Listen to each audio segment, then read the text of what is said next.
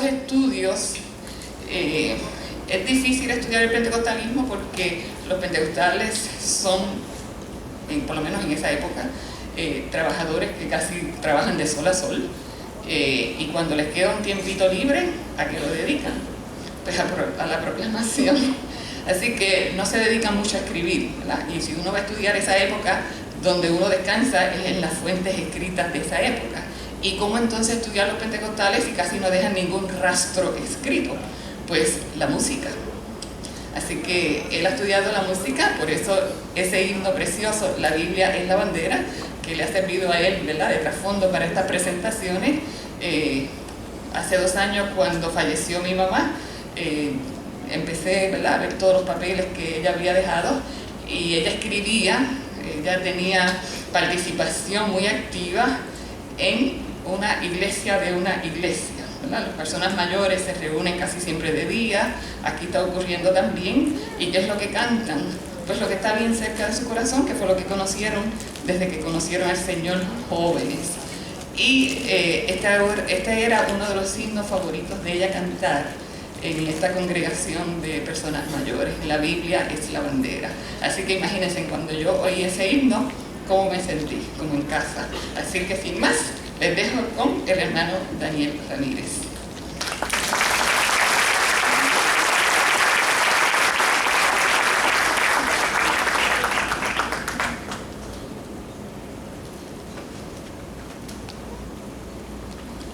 Les saludo con la paz de nuestro Señor Jesucristo.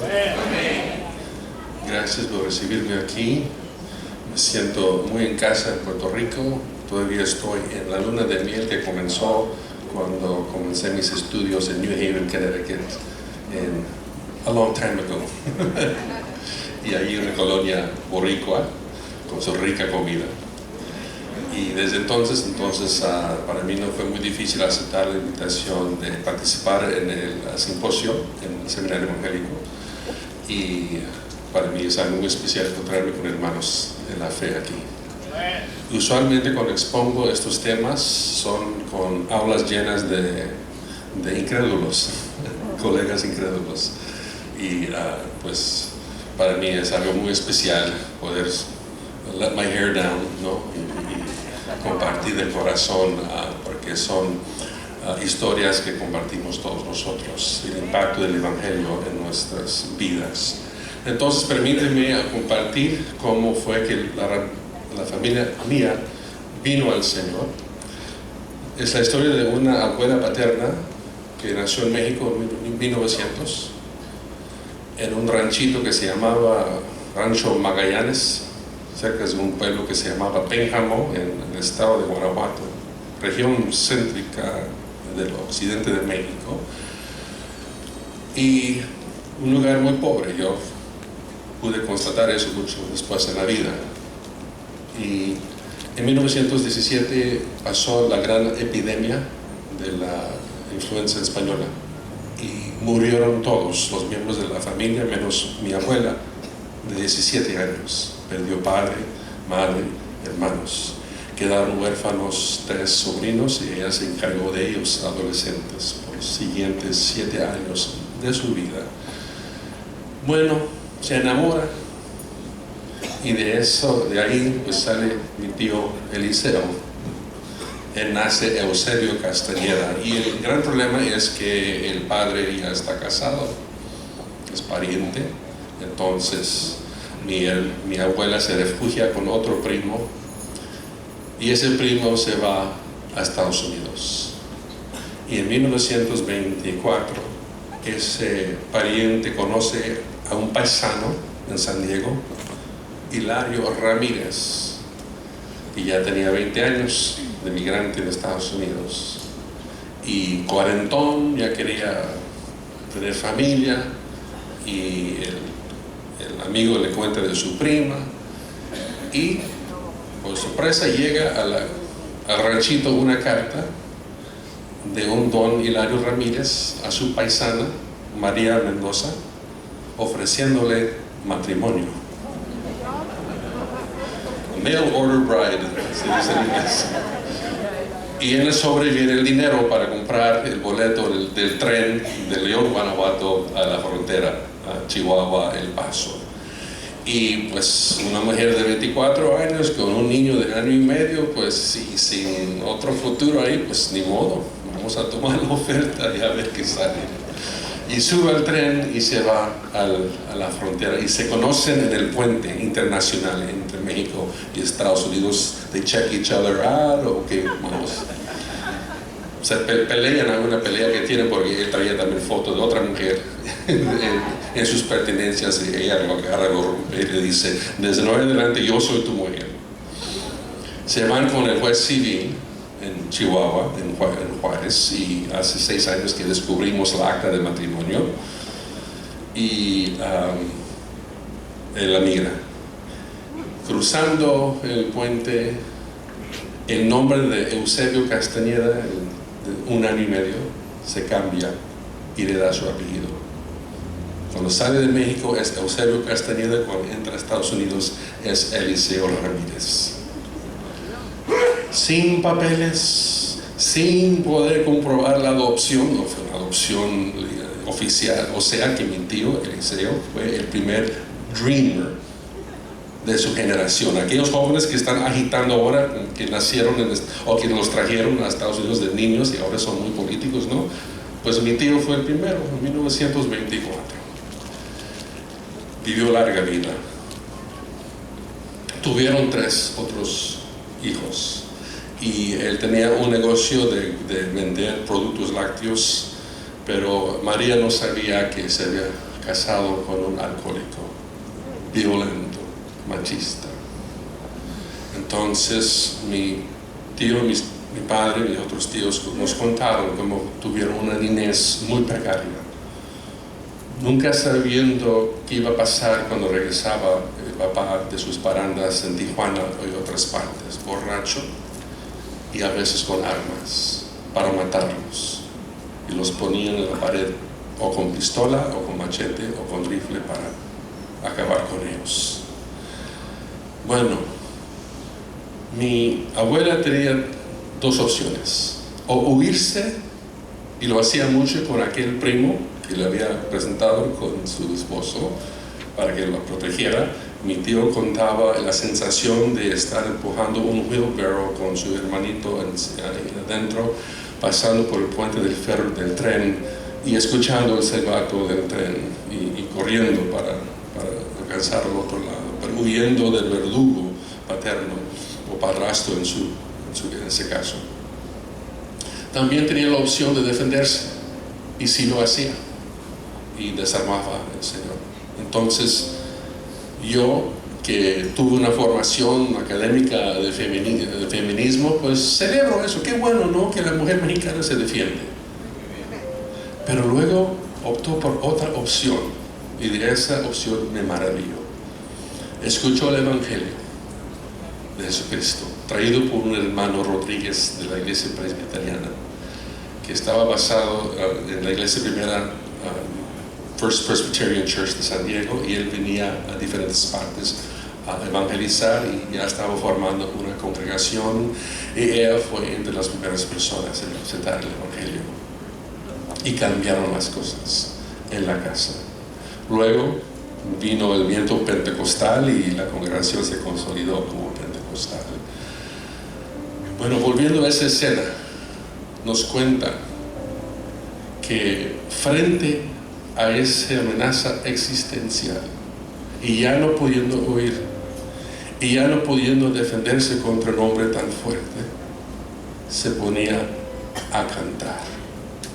Y la canción, y me dicen que tenía una voz linda, enseñó a sus hijos a cantar también. Formaron un cuarteto de niños y luego de hombres. Y la canción que ella entonaba era muy sencilla y viene de nuestras raíces evangélicos. Yo me rindo a él. ¿La saben? Yo me rindo a él. Todo a Cristo yo le entrego. Quiero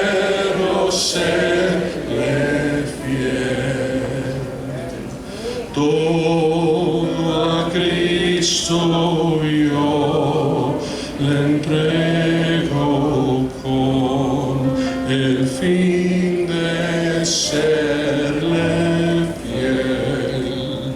Para siempre quiero amarle y agradarle solo a Él. Yo me rindo a Él. Yo me rindo a Él. Todo a Cristo yo me entrego, quiero serle fiel. Gracias.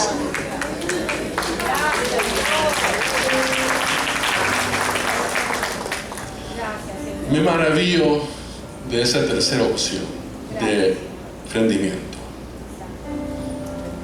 ¿Por qué? Hilario Ramírez no tuvo formación cristiana. No había un eco de esa formación en su mente y en su corazón. ¿Y cómo es Dios que esa letra penetró that fog of drunken machismo y le tocó? Porque en esos momentos cuentan, dejaba caer la pistola o el arma y se hincaba llorando, pidiendo perdón.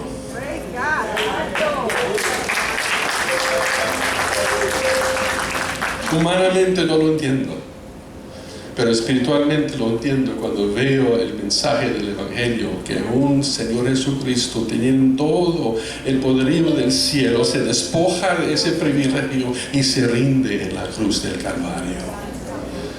Y el enemigo de nuestras almas pensaba en aquel momento que lo había vencido, pero no sabía que en el plan de Dios ese rendimiento iba a darnos el Evangelio que creemos y abrazamos hoy día. Por eso yo amo mucho a nuestra herencia evangélica, esas canciones viejas. Espero que el Praise Team conozca este legado que tenemos y que le den un toque nuevo, ¿no? Está bien, pero es un legado tan especial que tenemos, que por generaciones nos ha sostenido en este camino. ¿Pueden decir amén, hermanos? Amén. Vamos a entrar al tema recordando una herencia pentecostal. No estoy acostumbrado a tanta tecnología, me tienen paciencia, por favor.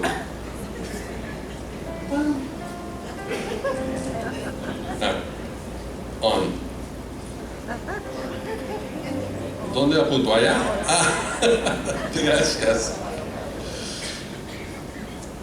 Y yo veo a mucha gente aquí que tampoco son de mi edad o más arriba, ¿no? Pues precisamente de eso quería hablar, de una herencia que tenemos en común como gente pentecostal, o una iglesia derivada del movimiento pentecostal. Y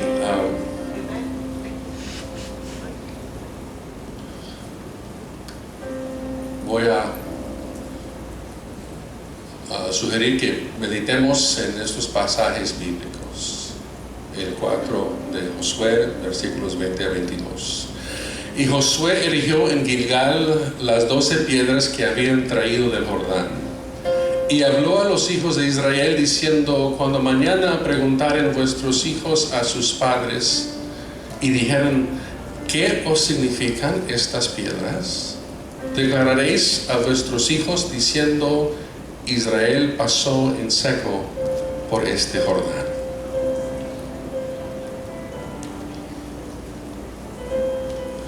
Otro que me impresiona mucho viene del Salmo 137. Viene de la experiencia diaspórica de exilio en Babilonia. Junto a los ríos de Babilonia, ahí nos sentábamos, aún llorábamos acordándonos de Sión. Sobre los sauces en medio de ella colgamos nuestras arpas, y los que ahí nos habían llevado cautivos nos pedían que cantásemos. Y los que nos habían desolado nos pedían alegría, diciendo: cántanos algunos de los himnos de Sión. ¿Cómo cantaremos canción de Jehová en tierra de extraños? Si me olvidaré de ti, oh Jerusalén, mi diestra sea olvidada. Mi lengua se pega a mi paladar, si de ti no me acordare, sino ensalzaré a Jerusalén como preferente asunto de mi alegría. Oremos, hermanos. Padre Santo, en esta mañana te damos gracias por las bondades que son nuevas cada mañana. Gracias por reunirnos, Señor, y reunir a toda tu iglesia en este día, Señor, para celebrar tu día. Padre, tenemos aquí varias generaciones de fe reunidas, Señor. Háblanos en esta mañana, Señor, acerca de esas piedras, Señor, y de esas memorias. Que todo lo dicho, Señor, que las palabras de mis labios y los pensamientos de mi corazón sean aceptables, oh Dios.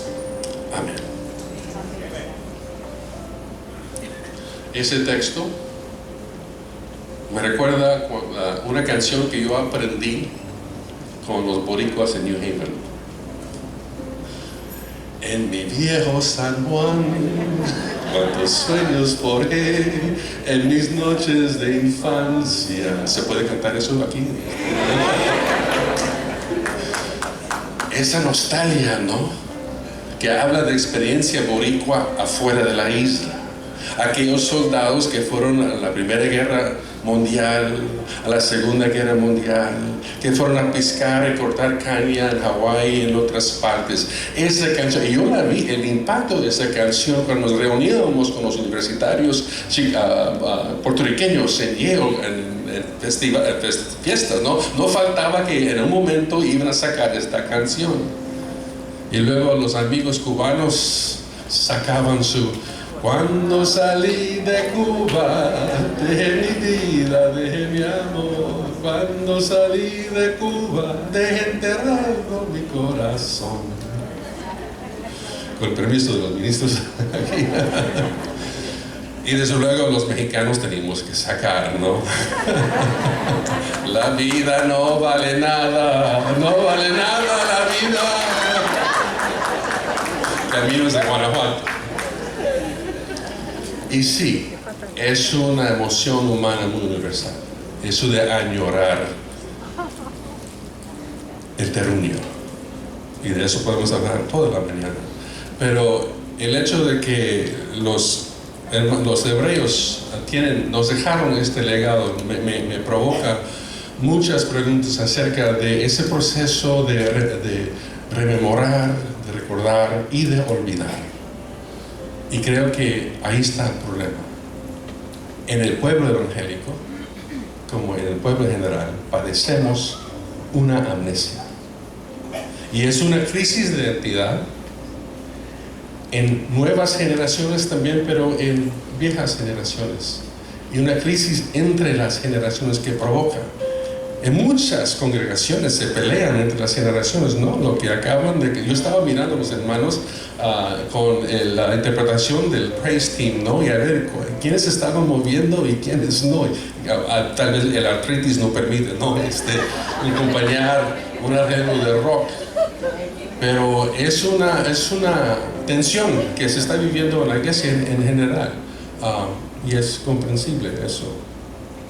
No quiero verme en la pantalla, por favor, podemos...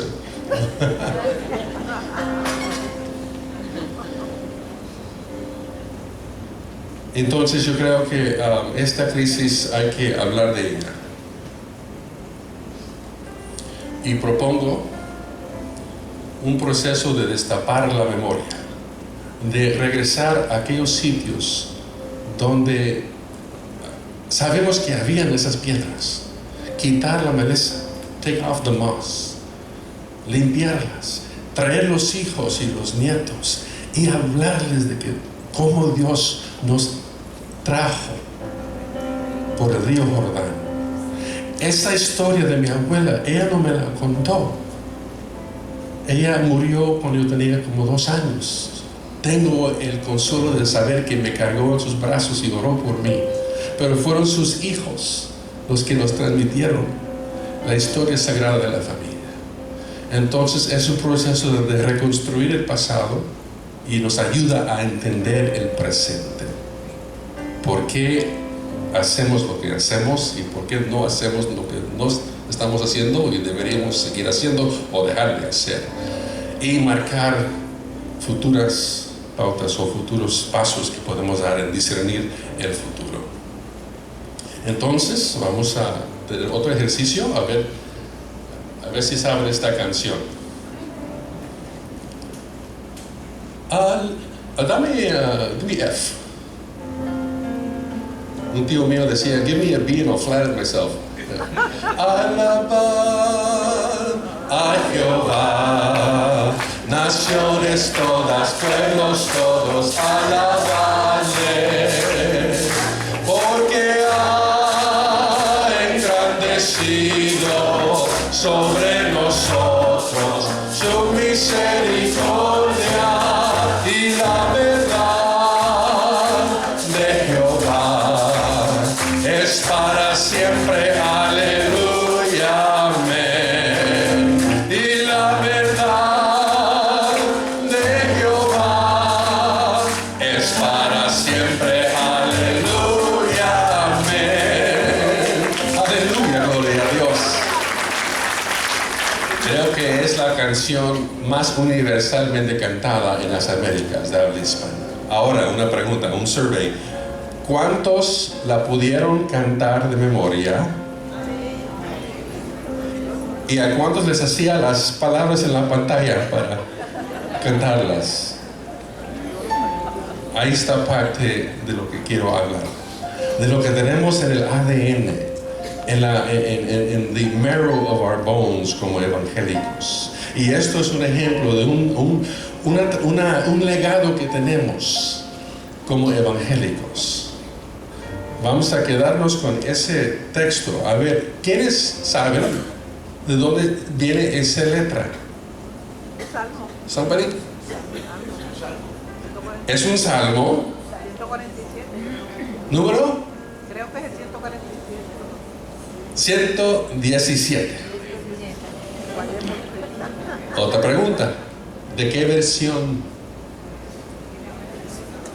Reina Valera. Muy bien, muy bien. Ok. Still got some of you with me. ¿De qué año y qué versión de Reina y Valera? Algunos dicen de 60, gran año de revisión, pero no. El de 60 dice, y la fidelidad de Jehová es para siempre. El coro dice, y la verdad de Jehová es para siempre. Entonces alguien más dijo, la autorizada. ¿De qué año es la autorizada? 1909. You should know. 1909, un proyecto de revisión de la Reina y Valera, y ahí está la letra. Entonces podemos deducir que la composición norteña, mexicana de ese corito saca la letra de la versión de Reina y Valera de 1909. Y en esa época temprana del pentecostalismo se compone y corre, vuela por las Américas. Y si uno se pone a cantar la canción en Tierra del Fuego o en la Ciudad de México o en Santo Domingo, todo el mundo lo sabe. Una herencia compartida que nos recuerda los raíces que tenemos. Y en 217 vamos a celebrar el quincentenario de lo que hizo ese hombre a la izquierda arriba, un monje agustiniano alemán de nombre Martín Lutero, que ya viendo la corrupción en la iglesia oficial y la manera de vender los bienes religiosos, se fue a su iglesia y colgó en la puerta de la catedral de Wittenberg, Alemania, una protesta de 95 tesis donde la iglesia estaba equivocada. Ustedes saben la historia. 31 de octubre 1517. Así que el próximo año, hermanos, no vayan a patrocinar un Halloween aquí, sino una repetición de esta historia que fue una parteaguas en la historia de la humanidad, porque él decía, desde hoy en adelante vamos a leer la Biblia. Hay que producirla en idiomas vernaculares. Era prohibido antes, solamente se podía leer en latín. Que el porcentaje de la población en el siglo XVI leía latín muy baja. Y él en 1519 comienza a traducir el Nuevo Testamento en alemán. Otros se inspiran en el continente europeo y le siguen, entre ellos el joven abogado francés de nombre Juan Calvino, que también entra al proyecto protestante y se tiene que refugiar en Ginebra porque la Inquisición católica en Francia lo buscaba. Y muchos se refugiaron en Ginebra y luego en Alemania, y finalmente cuando Inglaterra toma su postura de libertad religiosa, muchos se van allá a refugiarse, entre ellos españoles.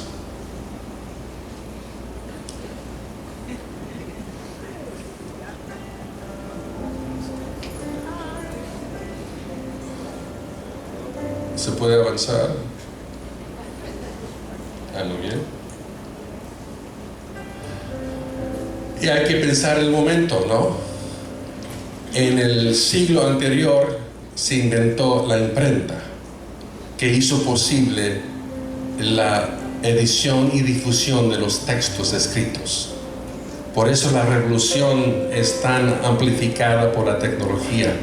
Como hoy día todos dependemos de Bible Gateway y otra tecnología, en aquel momento esto fue una gran innovación. Y ahí en el lado arriba está Martín Lutero con la bula del Papa condenándolo. Y ahí él lo rompe y lo tira a la fogata. Gran cambio en el cristianismo. Y ahí abajo él va en 1521, si no me equivoco, del año, llamado por el imperio Carlos V a un proceso de debate entre él y los teólogos de la Iglesia Católica. Y se monta un debate sobre las proposiciones de Martín Lutero. Martín Lutero decía, sola la Escritura, todos somos sacerdotes y la fe es por la gracia. No, la salvación es por la gracia, no, y por la fe, no es salvación merecida, entre otras propuestas. Y lo debaten ahí y finalmente él termina diciendo, si no me pueden convencer con la sola palabra de Dios, no me vienen con los concilios y los teólogos de la época medieval, porque ellos mismos se contradicen entre ellos. Sola Escritura. Dios, ayúdame. Y la razón por qué pudo decir eso, aparte de la obra de Dios, era que los príncipes alemanes lo estaban apoyando y tenía salvoconducta de parte del emperador para mantener este debate. Y termina y se va y escapa a las tropas imperiales y comienza el gran movimiento evangélico en el siglo XVI. Eso contagia a muchas personas inquietas en toda Europa. Y entre ellos 12 monjes, frailes, en un convento cerca de Sevilla, España. Y les llega literatura de Lutero, de Calvino, de otros españoles exiliados que están comenzando a traducir el Evangelio y producir otra literatura. Llega de una manera muy interesante un muletero de nombre Juanillo Hernández, que siempre trafica y importa vino francés a España. Dentro de un barril esconde la literatura evangélica, y esa literatura llega a Sevilla. Comienzan a leerla, se convencen de las propuestas de Lutero y se hacen evangélicos. Alguien los dilata a la Inquisición, y la Inquisición comienza a buscarlos, perseguirlos, y ellos logran escapar, los 12 frailes y otras personas, y se van a Ginebra,